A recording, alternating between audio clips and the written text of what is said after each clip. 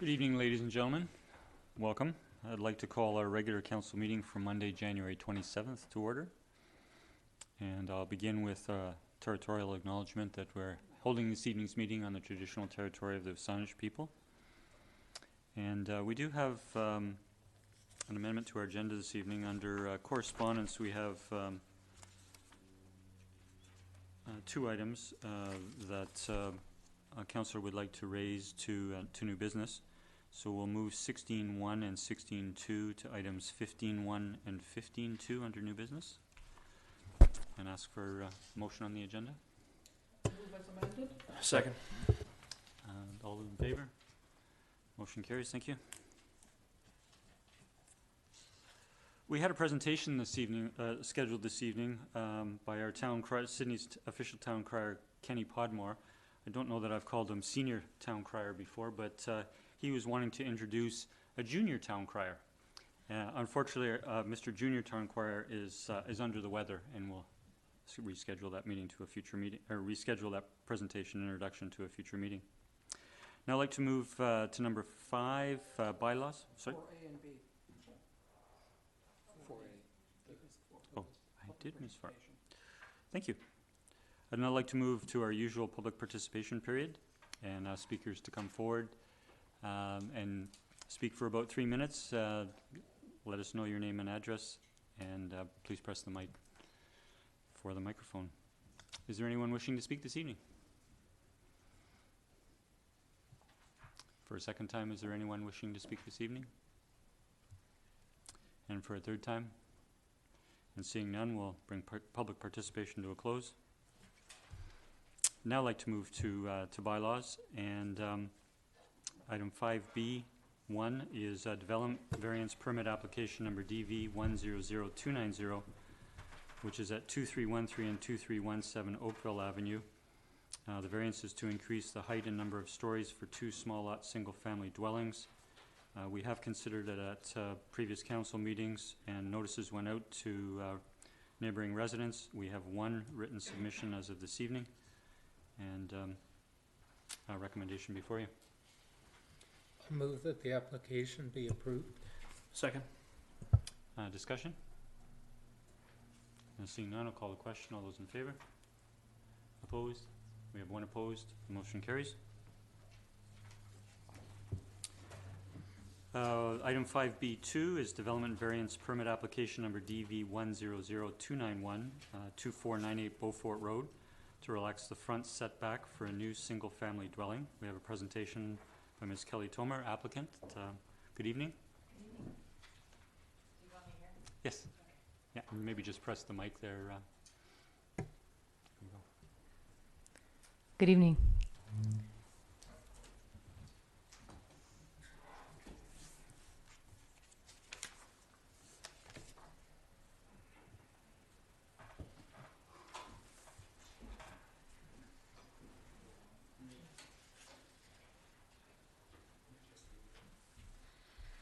Good evening, Mayor, Council, members of the town staff and planning department. My name's Kelly Tomer.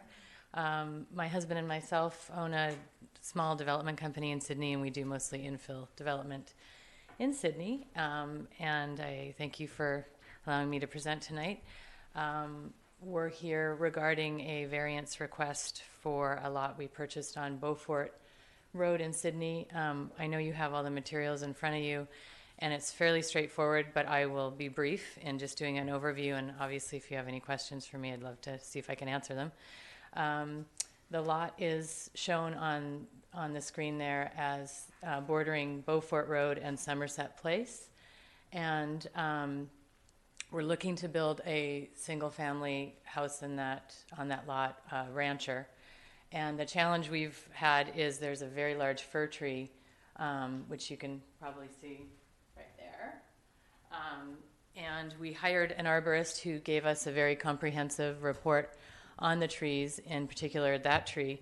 And in order to obey the Town of Sydney's protected tree bylaw, and of course we want to keep the tree, we need to make sure there's a 6-meter buffer zone or radius around that tree.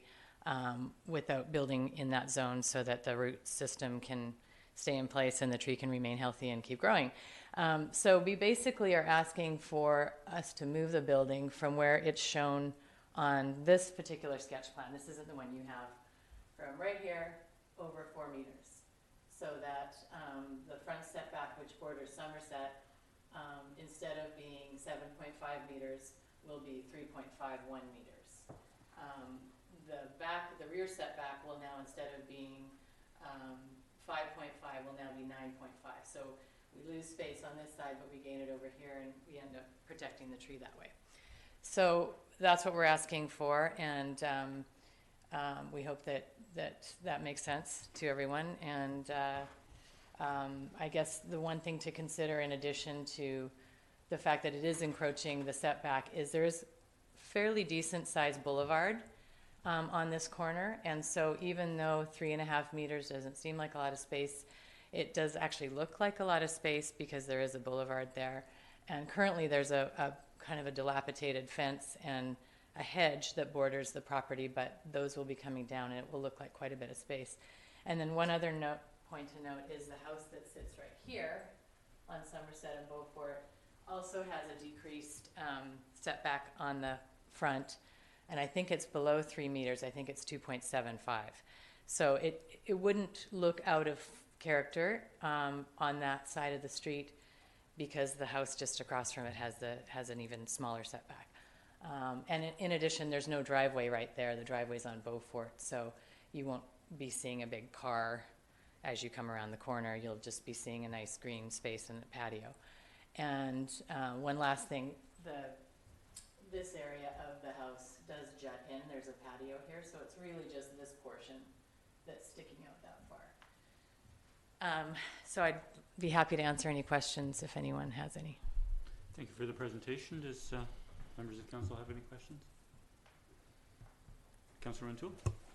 Yeah, thanks, Mr. Mayor. And not a question so much as a comment. Thank you for the presentation. And I did just want to note that we quite recently had a letter from a property owner of an adjacent project that yourself and Steve had recently completed, and it was very favorable with respect to the work and how you kept the site.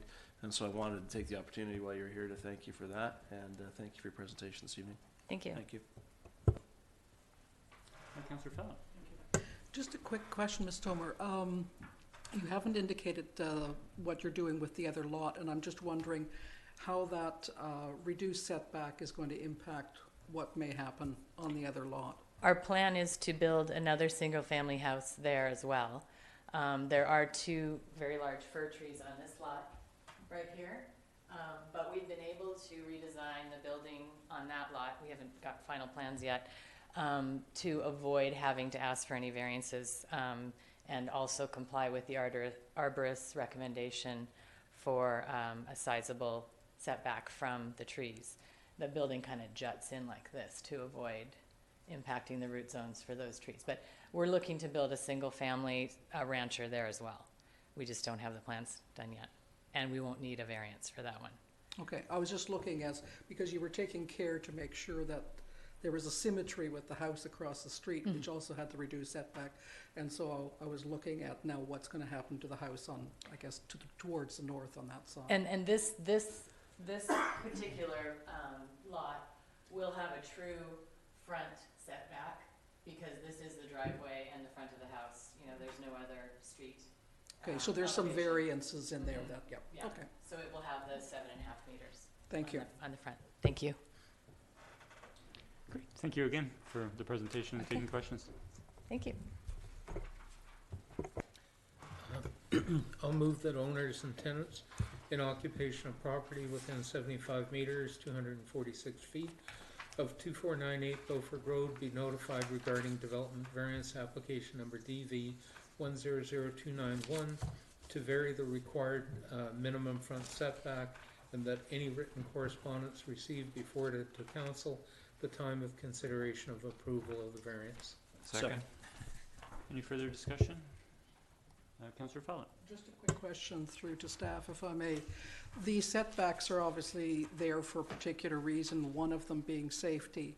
So by this being a corner lot and where the curbs, if because I don't know offhand, are there curbs there currently? I don't think there are. Is this going to be an issue? Through the mayor to Councillor Follett, no, it's in terms of the setback to this lot line here. If this was considered the exterior side lot line, not the front lot line, the required setback is 3 meters, and they're at 3.54. So they're not requesting any less of a setback than would be permitted on the side of a corner lot anyway. Okay, thank you very much. Thank you for the questions. Seeing no further questions, I'll call the question. All those in favor? The motion carries unanimous. Thank you.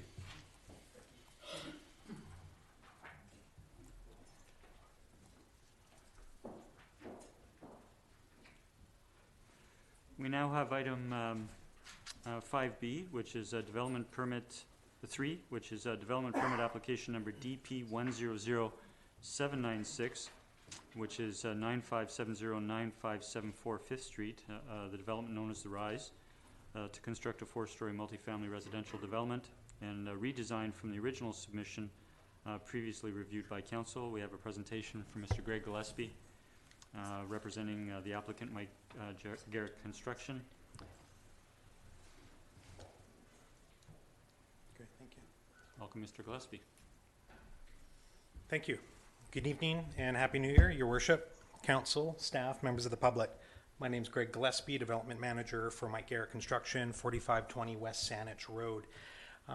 Thank you again for the opportunity to present our updated design. We are really, tonight I'm going to focus on the changes that we've made.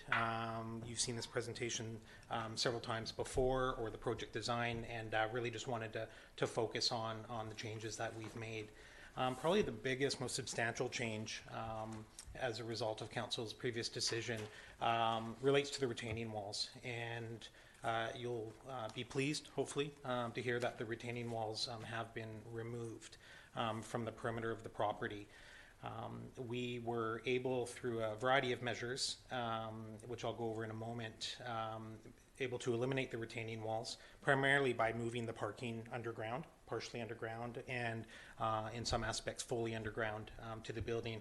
So with that, by moving the parking underground, we have been able to add a couple of additional units on the main floor and make it a little more, I think, visibly pleasing to the neighbors and the residents in the community by eliminating those retaining walls and moving forward with some, essentially some standard plantings and landscape plantings and a perimeter fence.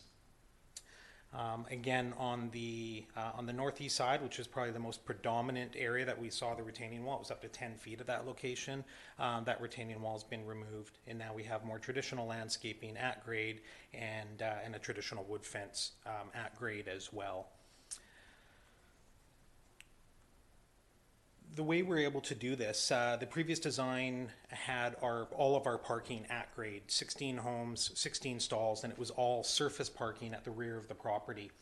What we've done is moved that now underground, and what that's enabled us to do is, with that extra space, it was really a void that was created by moving the parking down one level, is we've taken advantage of that extra space and are able to add 3 additional homes for a total of 19 homes to the project. And we are proposing those additional 3 homes would be provided as market rentals for a minimum of a 10-year period. A little bit more detail about the underground parking. As you can see, the drive aisle on Project North here, actually True North, the residents would still access through a main drive aisle, which would begin sloping down to the rear of the property, such that parking along the west and along the south will be exposed or open to the air, if you will. By the time that you head east into the property, you're fully underground. So what this has also allowed us to do with some additional space is, originally we had a 1-to-1 parking ratio, 1 stall per resident. Now with 19 homes, we're offering 22 stalls. So we actually have 3 additional stalls, and we're going to be offering 2 of those for visitor parking. And we're also able to add some additional storage or additional bike room. We do have space on the south side of the property there for our 19 bikes, including e-bikes, those that can be parked horizontally for charging, and also stored vertically. But we do have some extra space there for the residents as well. The previous design called for, you may recall that we eliminated some of the staircase on the rooftop that was accessing our private decks. That was removed, and we had more of this north-south configuration. Given the parking and sort of the reallocation of that space, we changed the rooftop design to more of a, I guess, a sleeker, more slender design that runs east to west. And that really, what that does is lessens the profile for the residents to the west. We did receive a call this afternoon from staff indicating that they had identified an issue with the setback on the rooftop structure. We weren't able to get those drawings updated in time for this evening's meeting. However, our team is confident that that issue will be resolved, and we're exploring a couple of different options to ensure that we meet that aspect of the zoning bylaw, so we don't have any concerns with that issue. And thanks staff for bringing that to our attention. I'll walk you through a couple of the views here from the northeast, looking from Fifth Street. This is the north side of the building. Looking at the south, in the southeast, south side of the building. Still have our wheelchair access on the south side there, and we've actually added some additional plantings on the south side, some of the magnolias there. And I should say we do have our landscape architect, Mr. Keith Grant, in attendance should there be any questions regarding the landscaping. This is the rendering on the south side. You'll see some additional landscaping in the southwest corner, and some cedar hedging along the west boundary there, and a more traditional wood fence as opposed to the retaining walls that we had there previously. And you've seen this rendering earlier in the presentation in the northwest corner, eliminating the 10-foot retaining wall. A couple of the elevations I'll walk you through here. You won't really notice any changes from the front elevation. One thing I should point out is what we've done to allow us to eliminate the retaining walls and move the parking below grade is we are proposing to build our first level below the flood construction level. We have updated our FCL report coming from our geotechnical engineer, and they had set the FCL per your policy at 4.81, and we were trying to sort of navigate some other intricacies within the zoning bylaw in terms of ceiling height, so avoiding some additional stories on the building, and have essentially moved the L1 down to 3.76. What, as opposed to the 4.81 meters, what this has essentially done is lowered the overall height of the building visibly from the neighbors by over a meter, 1.2 meters. So we're about 4 feet lower. The entire building is about 4 feet lower visually, geodetically, from as compared to sea level. So that was sort of a spin-off of the overall efforts to eliminate the retaining walls, and one that we think is actually a positive move forward for the community. This is the elevation is seen from the north, landscaping along the north-hand side, and you can see the additional living space now, which would have been at the at-grade parking, is now the additional living space, the additional rental home. This is the elevation from the south. Wheelchair access is maintained on the south side of the property, and this is the west elevation showing the landscaping, existing landscaping and existing wood fence on the neighboring property as well, giving you a view of what it would be like from the neighbors. Wanted to circle back. You haven't seen this since the very first presentation in last year. With the increase in FSR, we're still below the bonus, within that bonus density range. The town would be looking at receiving a community amenity contribution of approximately $113,000. 2/3 of which goes towards your housing affordability fund, and the other third goes towards amenities. In this case, it'd be approximately $37,000.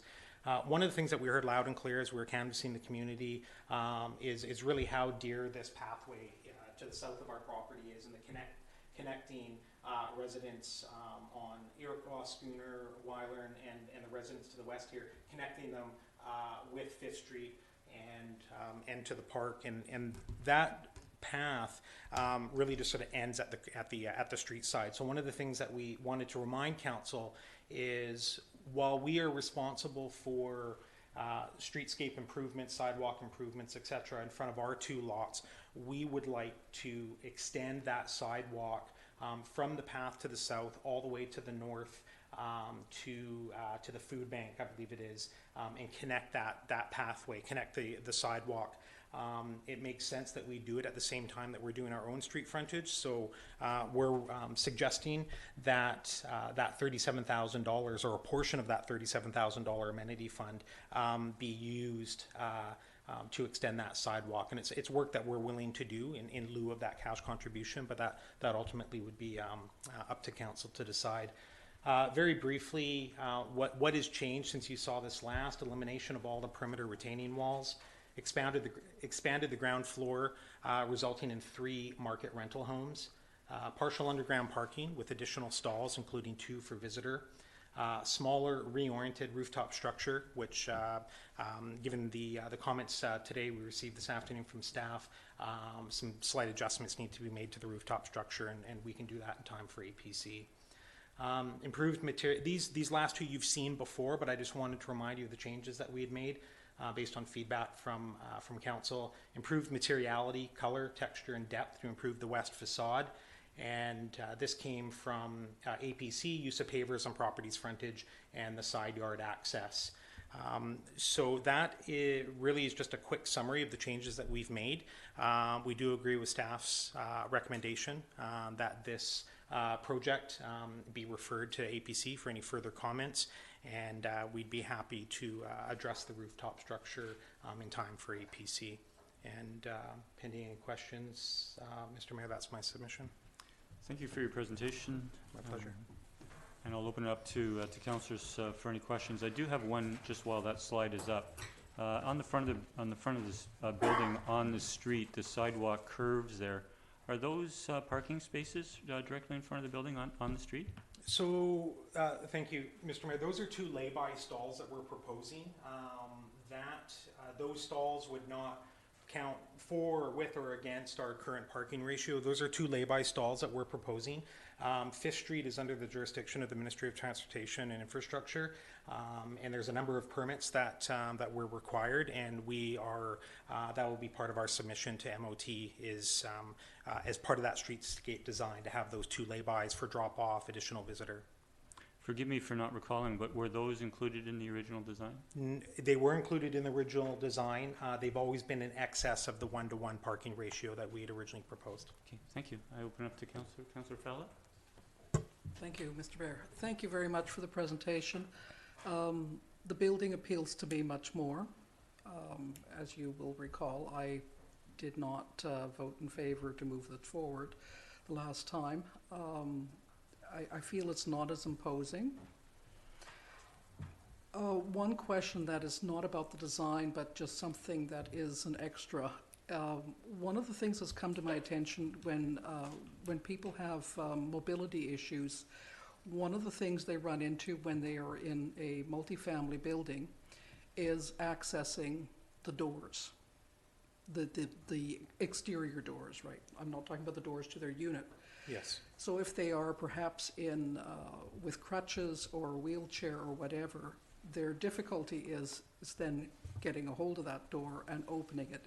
Is there the potential that you would install automatic door opener? Yes. I don't see that as being a concern. I mean, certainly we'd meet any of the BC building code requirements as it relates to accessibility, anything that the town requires, and I think that's a small token on our part that I think would go a long way, and we're happy to do so. I think it's a very important one that's Absolutely. coming through. Somebody was recently telling me about their predicament now, and they're in a condo. They can certainly do the renovations, whatever they need to do within their own suite. The difficulty now lies negotiating with the strata to do things like all the access doors from the parking lot, from the front door, etc. They have difficulty with it, and it's not something I'd ever thought about before, nor ever thought of asking a developer, and so I'm putting it to you to make that a consideration, that there is something to be used from that. Thank you. No, thank you, Councillor Fallot. I think that's a reasonable ask, and I think the good part about that is we are the strata to begin with, so that's something that would be within our control, and we're happy to do so. Thank you. Thank you, Councillor. Councillor O'Keefe. Thank you, Mr. Mayor. Thank you for the presentation, and thank you for taking into account so many of the current concerns that we've addressed. So I'm pleased to see the changes. One thing I was wondering about was, I can't remember if you mentioned those 3 additional units. What size are those? 1 bedrooms or 2 bedrooms, or? Yes, thank you for the question. One of each, a Okay. 1, a 2, and a 3. Okay, So ranging from, perhaps a single occupant all the way up to a family size unit as well. okay. And in the parking spaces, are any of those accessible spaces? Yes, I believe the requirement would be for 1, and there is 1 accessible stall. Okay, good. Yes. Thank you. Councillor Duncan. Then, Thank you, Mr. Gillespie. I am hoping that the neighborhood appreciates that the building height was lowered. I don't know if it will address all of their concerns about the height. In terms of lowering the building now and having units on the ground floor, which is below the flood construction level, and those are, of course, where the rentals go, how does that affect? Have you looked at it all? Because since you'll be the strata, insurability of those suites, or for anyone who's got their cars in the basement? Yeah, no, that's a very good question, and something that that had come up, I believe, even at APC, a question about the risk and the ability to build below FCL if the builder was willing to take on that risk. We've shopped it around our team, our senior management team, and our insurers, and there's been no concerns that have been raised about insurability.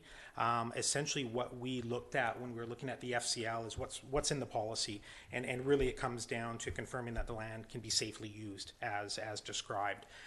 And of course, having the covenant on title, whether it was at 4.8 or 3.76, that covenant has to go on title anyways. So typically, we haven't had any feedback to date, and we have shopped it around with our insurers to see if there'd be any issues, and nothing's been raised.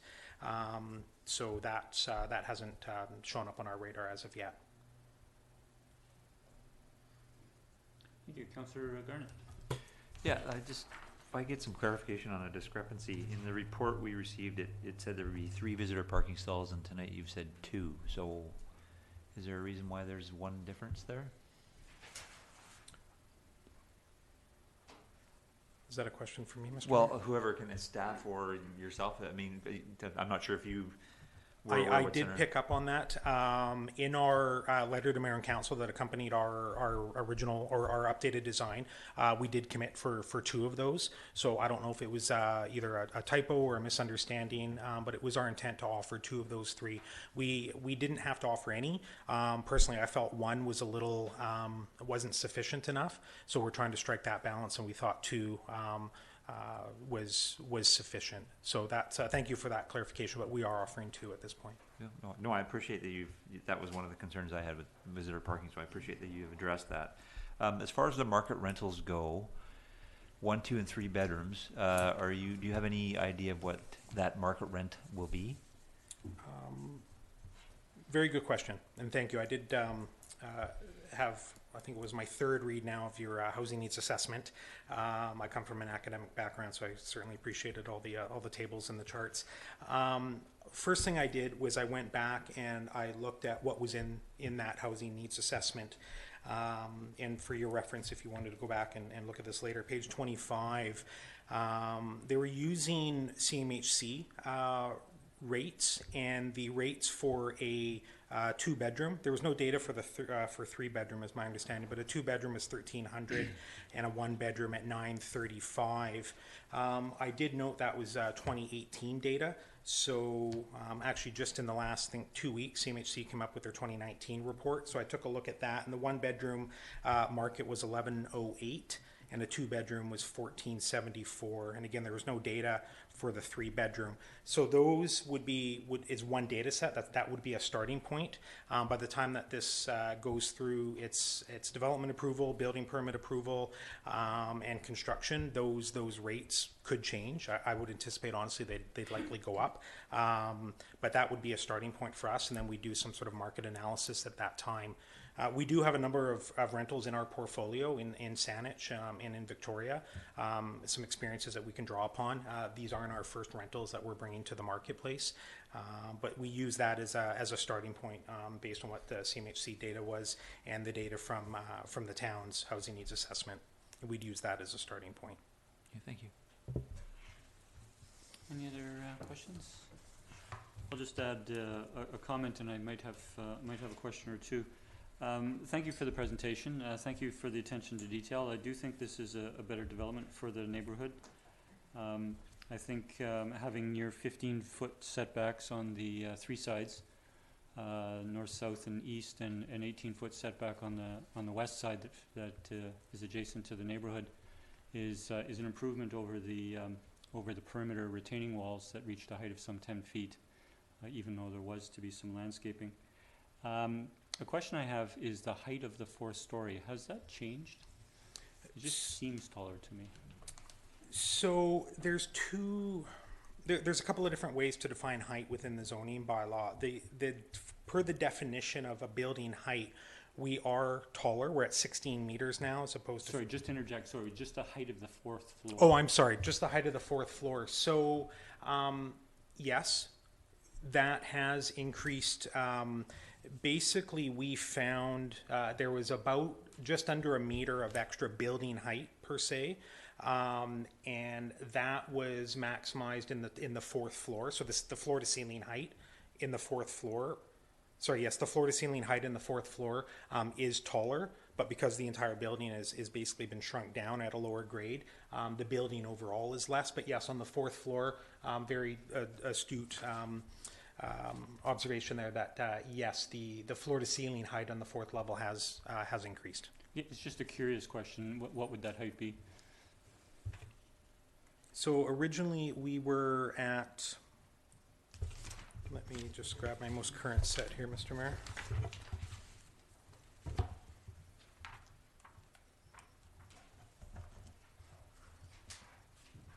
So our floor to ceiling height currently on the 4th floor is 14 feet 4 inches clear for the 4th story residents. You're welcome. I do appreciate also the other changes, the rentals, the parking, the commitment to continue to extend the sidewalk in the community. A question I have for yourself, or perhaps the landscaping consultant with you, is there is one tree in the diagram, and I realize that's just a rendering. But with the landscaping, that's opportunities that are available. Are there actually opportunities for trees on the property versus the shrubs that we see? So I'll take a stab at that, if I may, and then Mr. Keith Grant is available here. So the trees that are identified, my apologies, the trees that are identified in the landscape plan that you have in your package would be the shore pine on the west corner. There are also 3 magnolia trees. Pardon me for toggling backwards here. So you see in the shore pine here with, I believe, are some Oregon grape, and these are cedar hedges. We originally had 1 magnolia tree on the south side. There are now 3, and there is also a deciduous magnolia at the streetscape. It's not shown in this diagram, but which you can see here on the right-hand side. So overall, the planting scheme has actually increased since the last time that you saw it. Great. Yes, I think that's an improvement as well. Thank Excellent. you. Thank you. Thank you for the presentation and taking our questions this evening. My pleasure. I'll move that development permit application number DP 100796, that's 9570 and 9574 Fifth Street, be forwarded to the Advisory Planning Commission for further review and comment. Any further discussion? I'll call the question. All those in favor? Motion carries unanimous. Thank you. Thank you very much.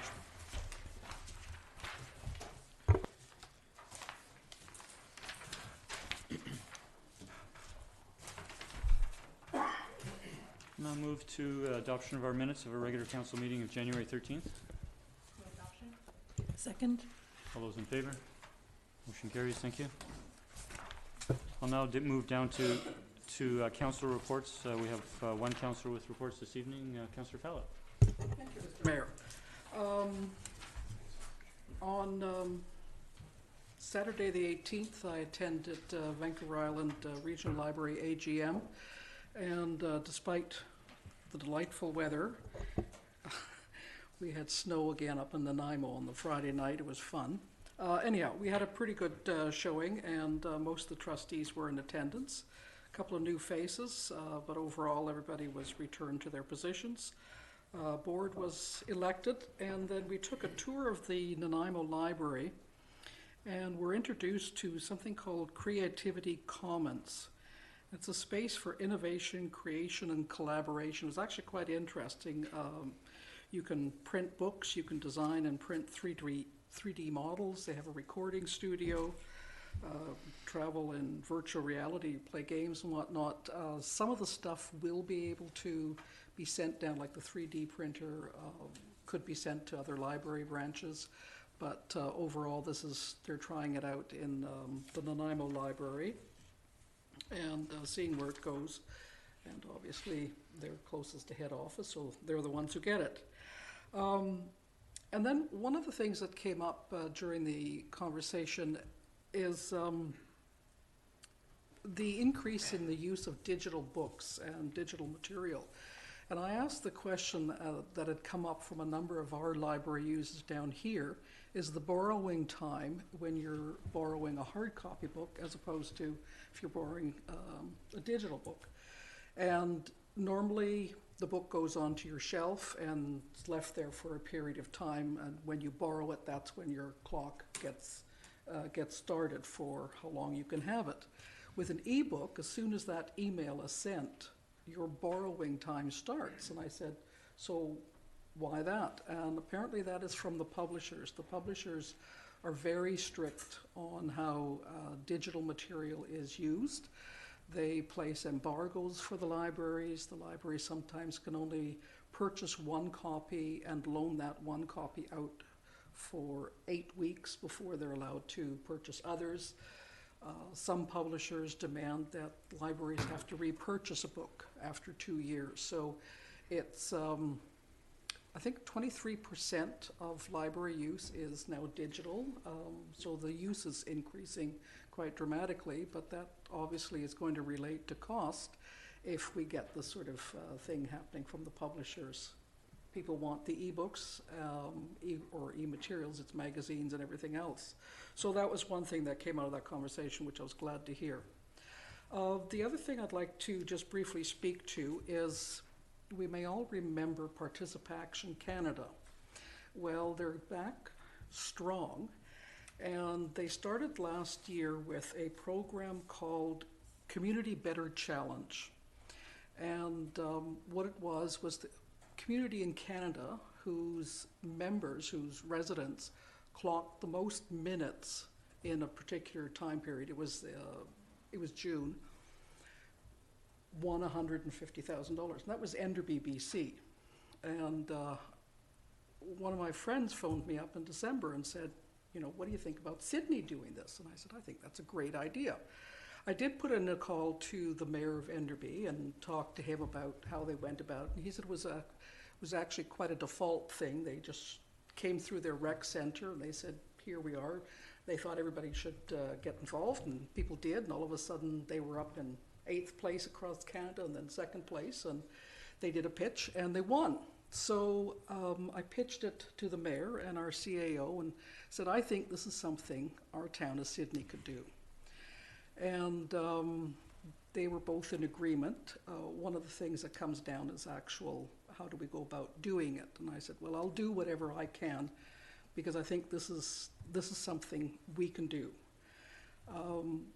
And we had the opportunity last week to pitch the idea to SEAG to see whether or not there's other community organizations in the town who'd be interested. They were very interested, and we've got a working group meeting starting on Wednesday to see how we're going to move forward with it. So the long and the short of it is, Participaction has an app that you can download onto your phone.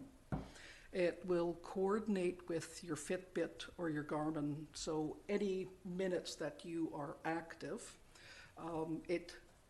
you have your identification in there, it goes to your postal code, so all the postal codes that are within Sydney will be captured and will be added to our minutes. So the competition is from June 1st to the 21st of June, which is when we have to clock the minutes. It's going to take a lot of effort to get the word out there. That's why I wanted to start early, is to get people used to maybe just download the app right now. Organizations say, like the town hall, the people who work for the town of Sydney, they could get one app for the town, and everybody who's exercising during working day could dump those minutes into, and it would count, but that starts with June 1st. So anyhow, we're at the beginning phase. I think it's something we can do. Sorry, Kenny Podmore isn't here this evening, because I always thought very highly of his efforts to keep our municipality active and got the Heart Smart Walk and whatnot. And I think this is just furthering that whole thing. One interesting thing that came out when I looked at the report card on physical activity for adults from Participaction, the individual community highlights for adult report card is D grade for overall physical activity in Canada. I think we can do better, and I think our little town can show how we can do it. So I just want to pitch that out there, put it out there, get people start thinking, and hopefully when push comes to shove, we'll have your support. And I've said this a number of times now, win or lose, it really isn't about the goal of 150K, because I think it would be a fun thing to do. And I think we're the right size community, we can get that community spirit going, and I think we can do this. So let's go Town of Sydney. Thank you.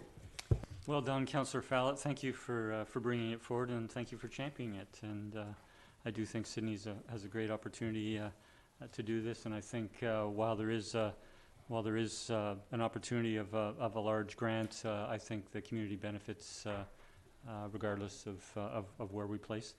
And it was very encouraging. I think we have another bit of a secret weapon in our Sydney Event Advisory Group, SEAG, in the presentation that we attended last week, I attended last week, with organizations such as Panorama and others on board. I'm sure we can have champions across the community for this, so thank you again. We'll now move on to committee reports, and we have the Committee of the Whole from January 20th, 2020.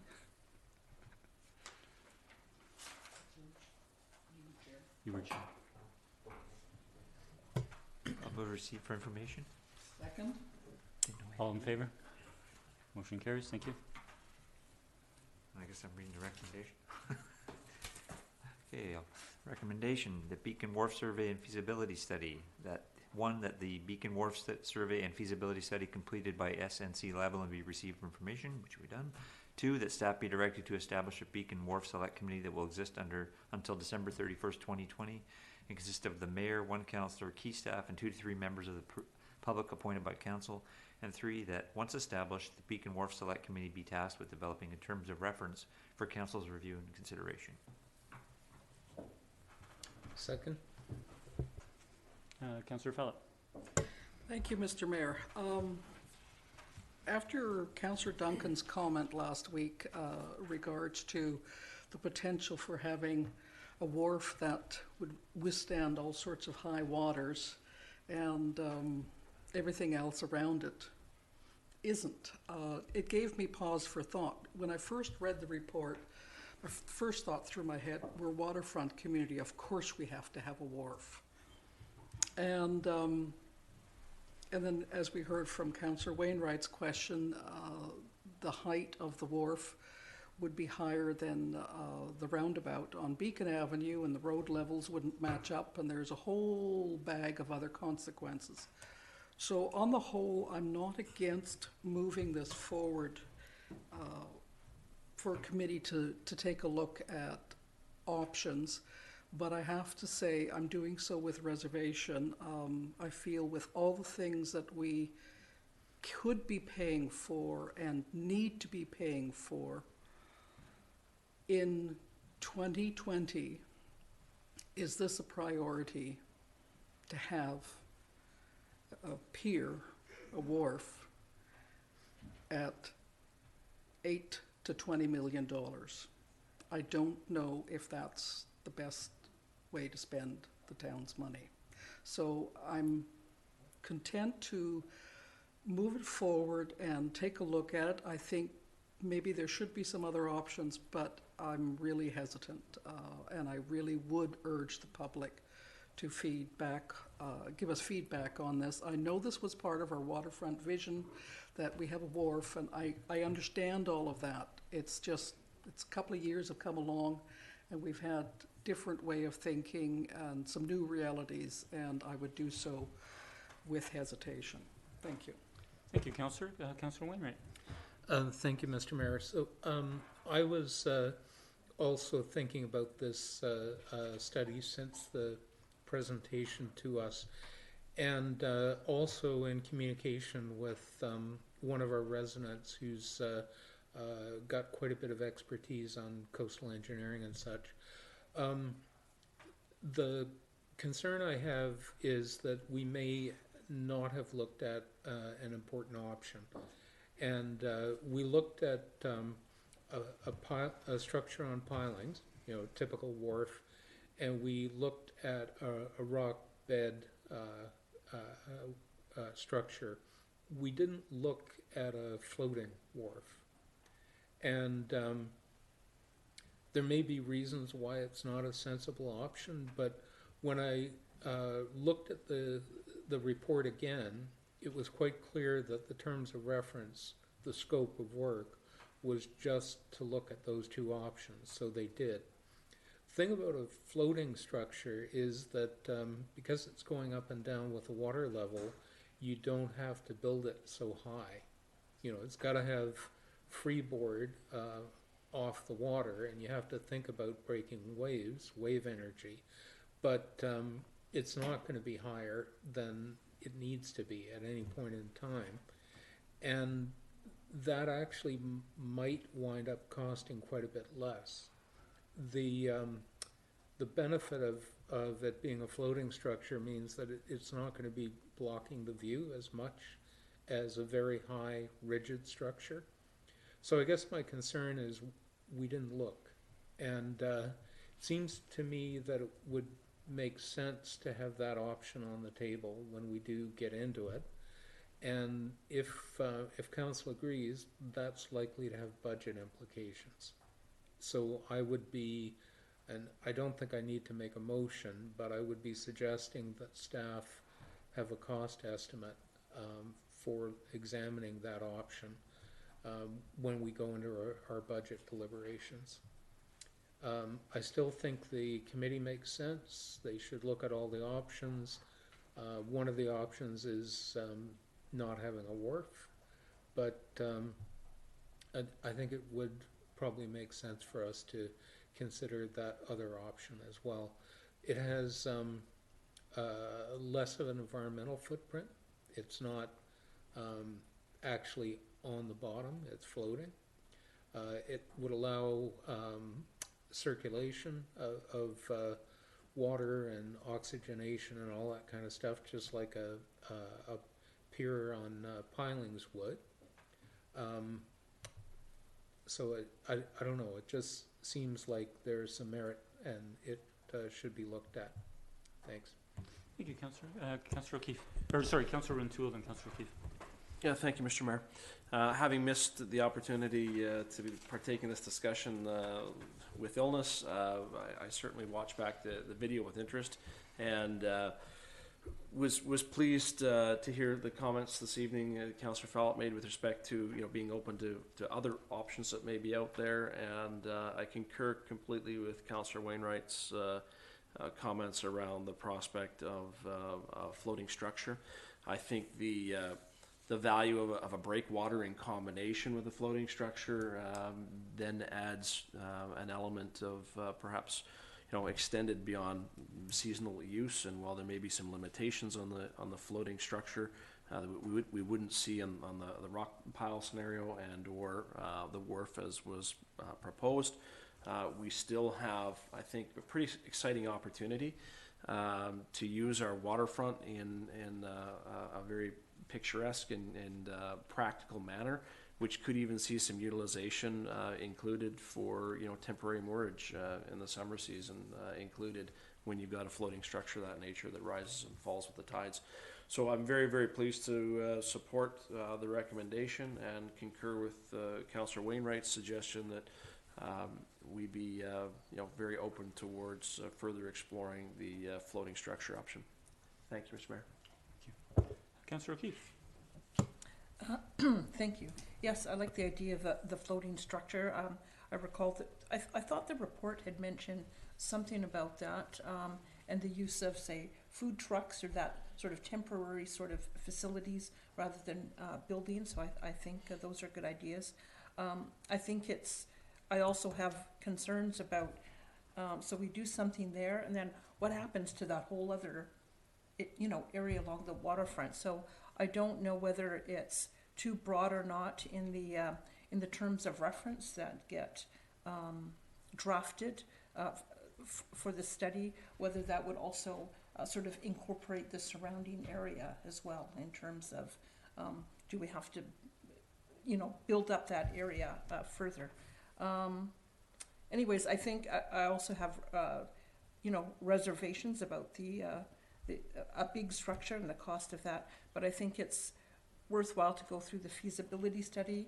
Our waterfront is a big part of Sydney. A lot of people come here specifically for that, and I think it's worth the money to put into the study for us to be thorough. And so if we decide not to do it, or we decide to go a different direction, then at least we've demonstrated some due diligence and research to the public that we've come up with a solid decision to move forward. Seeing no other comment, I'll just add that I appreciate the options and discussion that we have. I think it's a good path forward we're choosing, in that we're establishing a select committee to take the balance of this year and report back to council by December 31st of this year. And recall that in the report it did indicate that with the maintenance work that is being done on the wharf now through early spring, it will take the life of the current wharf from between 3 and 6 years.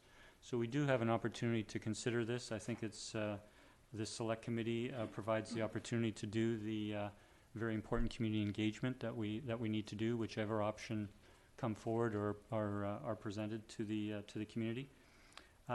In speaking to the second of the three recommendations, which was to consist of a mayor and one councillor and members of the public, I have consulted with my colleagues on council, and Councillor Wainwright and Councillor Duncan have accepted appointments to this committee. And I think also we've had discussion and would like to select 2 members of the public through a process to sit on this committee. So if a councillor wished to make an amendment to that effect, we could include that, or just move forward with the current motion. Councillor Wainwright? I'll move an amendment that number 2 be amended to specify 2 councillors instead of 1, and 2 members of the public instead of 2 to 3. Second. Any further discussion? I'll call the question. All those in favor? Motion carries unanimous. Thank you. We'll now move to staff reports. Sorry. And now on the amended Sorry. motion. On the amended motion as amended. All those in favor? Motion carries unanimous. Thank you. I'll now move to staff reports. Item 13A, we have the OCP Review Advisory Committee Terms of Reference and a report from staff dated January 21st. I'll move that the terms of reference for the official community plan review advisory committee be approved and that staff be directed to proceed with advertising for membership in the committee and report back to council for membership selection. Second. Any discussion? Councillor Wainwright? Thank you, Mr. Mayor. This is for my colleagues, but also for the benefit of the public. The terms of reference for the committee do not have organizations represented on the advisory committee.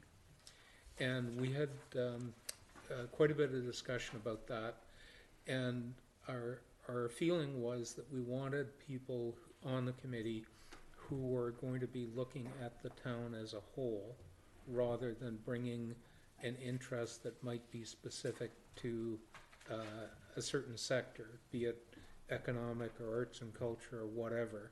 So if we were going to go that kind of route where organizations got represented, we would need a very large committee to make sure that we balanced all those various interests. So instead, what we've said is people will apply, and we're looking for people who have that interest in the town as a whole.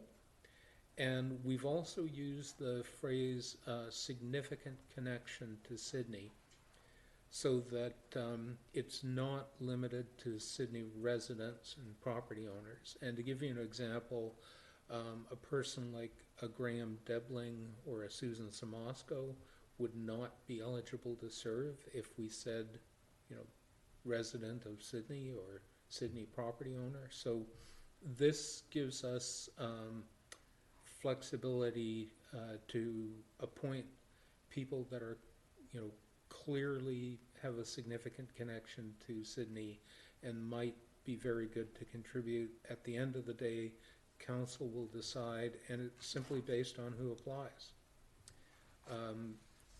We've said in here that one member shall be on the Advisory Planning Commission, and that's not saying the Advisory Planning Commission appoints somebody, but rather we're going to encourage members who sit on APC to apply, and council is being guided to pick one of those people who applies. At the end of the day, it would be council picking the people they think are going to do their job well, not organizations appointing people. So just to be clear on that. And I know there's already been some discussion out there of some organizations wanting to ensure that they're represented. So I'm just making it quite clear up front that that isn't what's being proposed, and this is why. Thank you for those comments, Councillor. If I just might add before going to Councillor O'Keefe that for those who haven't seen the terms, Councillor Wainwright did mention one member from of the Advisory Planning Commission, and then there will be 6 members at large from the community in addition to myself and one member of council. Councillor O'Keefe. Thank you, Mr. Mayor. I'm just trying to get a little bit more clarity in terms of how the flow of communication and decision-making goes. And where I was kind of struggling in the document is sometimes it refers to the town, sometimes it refers to council. And so I guess what I was unclear about is whether when we're talking about the town, are we meaning staff or are we meaning council? And so if you could just... No, we did have discussion over that, and, Okay. and intentionally where you see the term town, it could either be staff representing the town or it could be council. And where it says council, it would specifically be council. Okay. So I'm just trying to understand, so the flow of communication would be from the committee to staff, or I guess I look at the, say, the APC model or the EAC model, where the communication is usually directly between the committee and council. but this is a little bit different because staff are playing a big role in guiding the OCP. So I'm just trying to get a better handle on what that all looks like. Sure. So this is an advisory committee with these terms of reference. We've talked about the composition. The 6 members of the public, the member from APC, myself, and a counselor will be the voting members on the committee. We will have several staff members who will be regular members of the committee, providing their advice in their respective areas. And the committee will make motions that will come forward to council. However, staff may have an interim report that they wish to come before council, or it may go to the committee first before it comes to council. So there's different aspects of that, but in terms of the functioning of the committee, it is an advisory committee to council. It will make motions which will come forward before council. Its minutes will come before council, and council will be able to refer things back. When it receives a report from the committee or a report from directly from staff, it can consider that and give direction back to staff or back to the committee. Yes. Okay, so that's a little bit different than what I would be accustomed to. So, and that's why I'm trying to understand the flow, because normally if there was a staff report, that would come to council first, and council would review it and then send to committee for the review and comment. Yeah. Am I understanding? If I can just take one more little thing. Yeah, okay. So I can see where you're coming from in Yeah, terms of okay. APC. So council makes, refers a particular item to APC. APC makes a particular recommendation back to council. It's pretty straightforward. Yeah. It's once over, once back. It may go back again, what have you. Right. Given the nature of the OCP review, with the public engagement that's going on, with the many different areas within the OCP, whether it be transportation, environmentally sensitive area, economic development, there could be reports in a particular area that will be coming, going back and forth. So it's not as straightforward as a simple referral one time and back. Councilor Wainwright. So I think it's important to point out that right now, staff does reports that go to committees before they go to council. So if I think about developments, for example, the application comes forward to council with a staff report. We refer it to APC. Staff does a detailed review for APC that APC sees before council does. I mean, it's public, so if you want to look, then you'd find it. But typically staff will do reports for committees, and we've had other committees in the past in addition to APC, and staff will do a report specific for the committee, and then the committee will deal with the matter and make their recommendations which come to council. So we're not, like our current practice is not that everything comes to council first. Okay, so that, I think I'm Does trying that to help? get, yeah, a little bit, so that, due to the complexity, I see that staff would, probably come to the committee first to say, here's what we're thinking of doing, or we're doing this or that, and if there's decisions to be made, then the committee would bring that back to council to say, do you wanna do this, or do you wanna do that? Is what I'm gathering, is that, if there's a decision to be made on one option or the other. Yes, okay, I mean, Good. it will come forward to council either for information. I mean, we do receive reports from staff or from committee that we simply receive. Yep. So, I mean, we may Yep. choose to receive them for information. That we then may choose to give direction back to staff or back to the committee. okay. And just the one other thing I was just wondering about was, in terms of, reporting to council. And I think there was mention that council would be advised, through the minutes of their meetings. And I'm wondering with such because it's such a big project and of interest to the community, whether we might consider regular updates from the committee, or do you anticipate that we would be getting those updates anyway? So I would like to see at least a monthly update from the committee as to what's happening or what's going on, and whether that is something that's feasible or something that you envisioned happening anyways. Councilor Wainwright?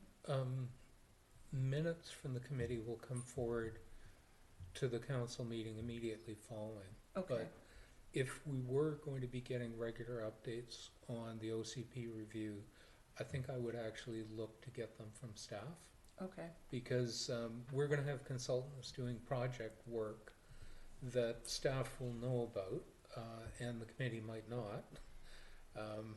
And I think if we were looking for regular progress updates, they would be more complete if they came from staff than if they came from the committee. okay. Okay, does that Good, help too? yep, that's good, thank you. That's great, thank you. Any other discussion? I'll call the question. All those in favor? Motion carries. Thank you.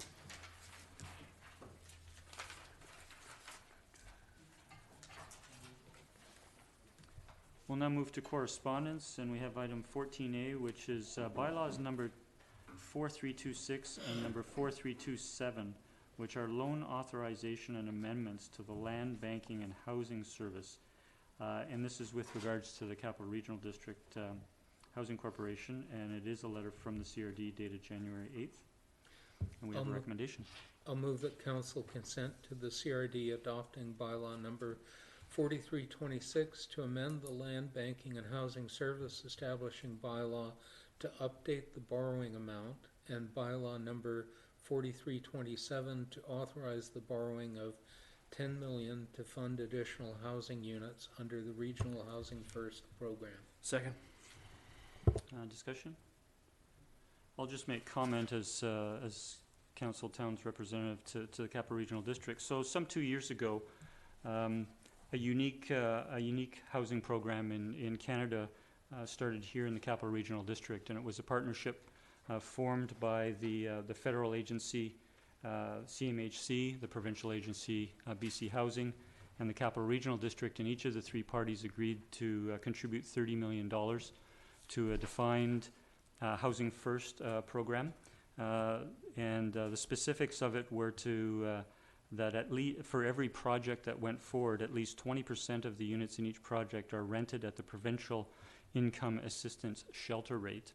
And so that provides 400 affordable units for homeless individuals. At least 31% of the units are rented at affordable market rates, and those are defined affordability rates. And then the remaining 49% are projected at in the project are rented at near market rental rates.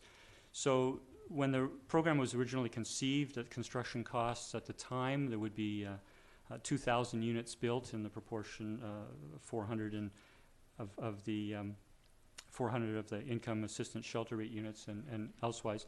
What happened was midway through the program is, and I'm not sure I have the exact figures here, but the cost per unit increased from $225,000 to $300,000 due to escalating construction costs.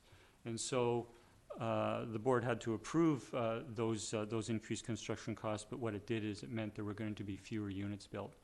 And so what we did as a board is we decided that if we could contribute another $10 million from the CRD, if we could negotiate with BC Housing and CMHC to each contribute another $10 million each, that we would have the $30 million that would take into account that cost escalation and reach the original target of 2,000 units. Pleased to report, I think it's been in the media that BC Housing has committed to the additional 10 million. We're still in negotiations with the federal agency, but that looks positive. And the process that we're in now is because it's CRD and 13 municipalities are members, all 13 municipal councils have to give approval to the bylaw changes because it would result in a CRD tax increase to our residents. That would be an impact of 61 cents for every $100,000 of property value. So for a home assessed at $750,000, that would be an increase of $4.58 a year. And so it's been a very positive program. To date, there are some 1,100 units that have been approved and under construction. And with the applications that have been submitted, there is a goal to have the units approved and under construction by December 31st of of this year. Open to any additional questions, or I don't look to call the question. All those in favor? Motion carries unanimous. Thank you.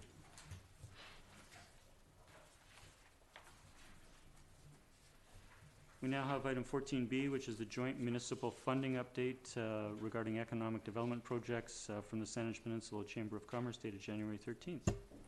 I'll move that this be received for information. Second. Discussion? Call the question. All in favor? Thank you. We'll now move to item 15, new business, and we do have the two items moved from correspondence, item 15.1. And Councillor O'Keefe, did you wish to speak to these? Sure. Thank you, Mr. Mayor. So the first item was a email from a resident regarding new plantings in, tree plantings in Sydney. And I wanted to bring this forward because I know it's something that's important to a lot of our citizens and it's important to this council. And I thought it was a good opportunity to highlight some of the things that staff are already doing in this regard in the community. Our Director of Engineering in her response highlighted that the town has planted 93 trees this year and that a lot of thought goes into the placement of those in terms of where they are on the street and in terms of whether they'll thrive in our changing climate and the appropriate time of year for planting, and that staff will continue to plant more trees as we implement aspects of our urban forest strategy. I also wanted to highlight that one of Council's strategic priorities is to hold a Tree Appreciation Day sometime in 2020, working with community groups, and staff will be working on that sometime later this year, so the community can look forward to more information on that, and thank you to staff for your efforts in that regard. The second one, unless there's any other comments on that. We should make a motion to receive for information. It would have been Okay. done so under correspondence. For Sure, I'll move that correspondence from El Comer be received for information. Second? All in favor? Motion carries. Thank you. And the second one regarded an email from a resident regarding concerns about a wood-burning stove in the neighborhood and the adverse health impacts from that. And the impacts that it has on others who have lung disease. And I thought it was worth bringing up because, you know, there's a lot more incidents of asthma and lung disease in the community as a whole. And I sympathize with their concerns. So I did check with staff just for my own benefit to find out what the rules are about these sorts of things. And I thought that that would be of interest to the community as well. That wood burning stoves are allowed in Sydney as long as they're permitted, and this particular one is, as long as they're just burning wood and not refuse and garbage or other toxic sorts of things. Our fire chief also provided some input that if residents do suspect that people are using their fireplace for other things besides wood, that they can report that to the fire department's non-emergency number, which is 1-877-537-6725, and ask for the duty officer who would follow up on that. Some municipalities have banned wood-burning stoves and fireplaces due to health and environmental concern, and so that is something that Sydney could consider. However, as we know, a lot of the houses in Sydney are older, built in the 70s. A lot of them already have wood-burning fireplaces, like mine, and so I think it would be a hard thing to implement. So while I'm sympathetic to the email for this resident, I think it's reasonable at this time to continue to monitor the situation to see if we get more complaints and follow up with those, and give residents the information as we have tonight as to what those follow-up procedures are with the fire department or our compliance staff in the future. That's all for me. Thank you for that. Would you like to move? Yeah, and so I will move that correspondence be received for information. Second? All in favor? Motion carries, thank you. And we'll now move to item 16, the remaining items of correspondence for information. Move receipt? Second. All in favor? Motion carries, thank you. And we have no notices of motion this evening, so we'll move to adjournment. Move adjournment. All in favor? Motion carries, thank you. Thank you, ladies and gentlemen. Thank you, staff.